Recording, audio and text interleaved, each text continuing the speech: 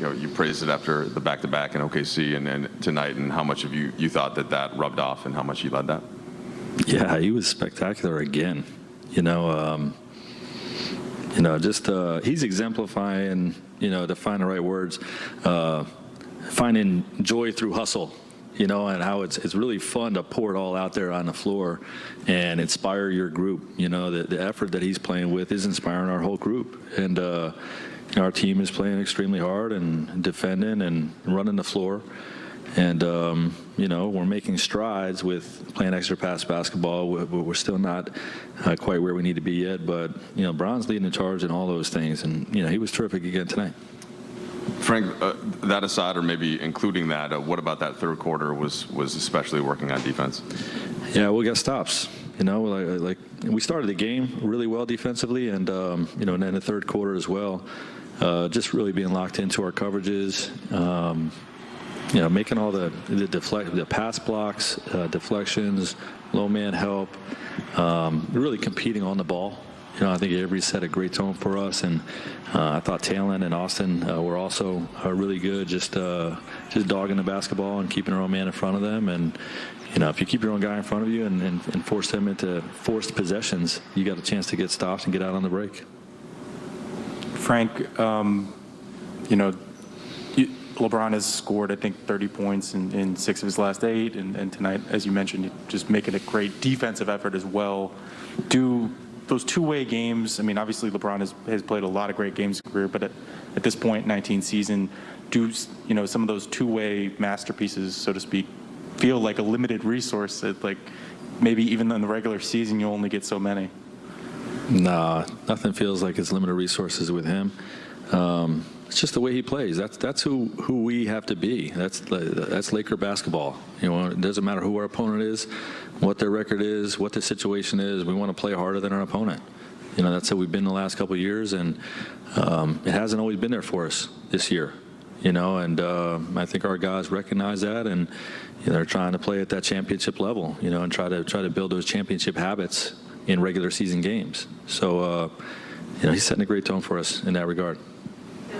Along those same lines, Frank, I think you said something earlier in the year about how you guys weren't doing the dirty work instinctively or something to that effect, and that was something that you kind of had to make a more concerted effort to get guys to do. Does seeing LeBron bring that kind of defensive energy give you some hope that can become part of your identity and sort of have that sort of trickle-down effect on everyone else? Absolutely. Although I don't think I've ever felt like I was concerned or needed hope that we were going to get there or that we are going to get there. We still have a long way to go to build the consistency we're looking for. But, you got a bunch of new guys that coming into your culture. It takes time to get them, up to speed with how we do everything. You know what I mean? From everything down to coverages to spacing concepts. But the effort piece, and it's easy to just say, hey, you guys are not playing hard enough, but the reality is you have to be direct and precise in terms of exactly what you're talking about. You guys are not running the floor hard enough. You're not sprinting back in transition hard enough. You're not crashing the glass hard enough. You're not screening and getting out of screens fast enough. You're not cutting. Just all these things that just fall in the bucket of effort and playing harder than your opponent. Like, you got to be precise with those things. You got to coach those things hard, and that's what we're doing with our group. And we're making progress. Still an imperfect game, but they played a great first half, and we was behind on a few of their sets, a few of their plays in the third quarter. We just kind of did a good job of keeping bodies on bodies. Somebody got beat, somebody was able to help and protect. I thought Russ was, great in the back line on the defense, getting steals and things of that nature. Also, Talon, 6 steals. I think that's a career high for himself. So, it was just an all-around great performance in the third quarter defensively, and that's what turned the game for us. LeBron, when you came out in the third quarter and went to the bench, Talon was showing you something on the iPad. Was he showing you your blocks or anything that had just happened?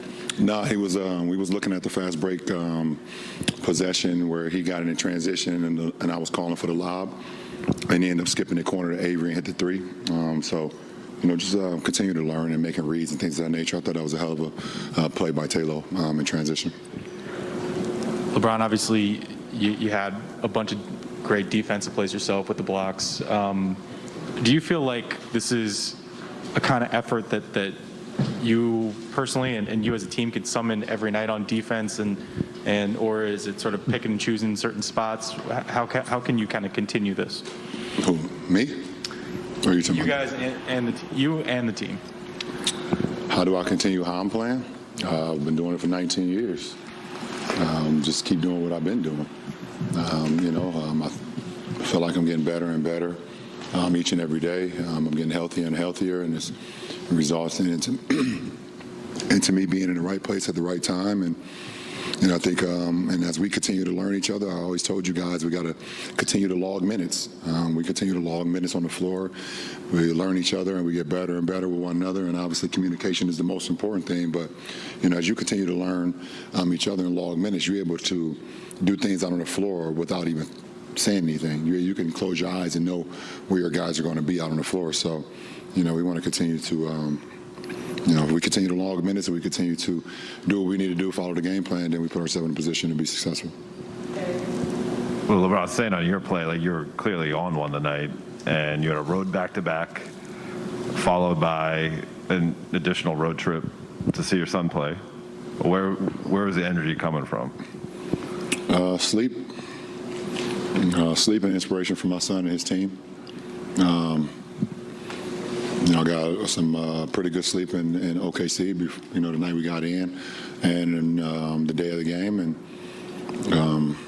yesterday I was pretty tired, flying and things of that nature. But watching those guys and watching my son and his team play, I got some energy from that. And then I got some more sleep today, and was able to come in with some energy and put it on the floor. Just because it's, so obvious how much energy you're playing with, like how many hours of sleep are we talking about? Like what's a good night's sleep for you? I slept last night from 12 to 8. I got up, ate breakfast, and I went back to sleep from 8:30 to 12:30. So that's pretty good, right? Anybody else have any questions for another?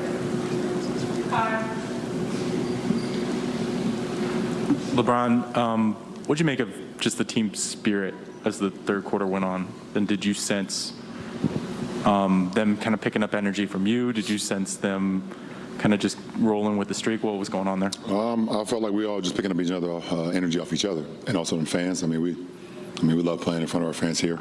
We haven't been here in a couple games, so obviously, they're excited. It's a weekend. So is it the weekend? Yeah, it's Sunday. Yeah. So we just.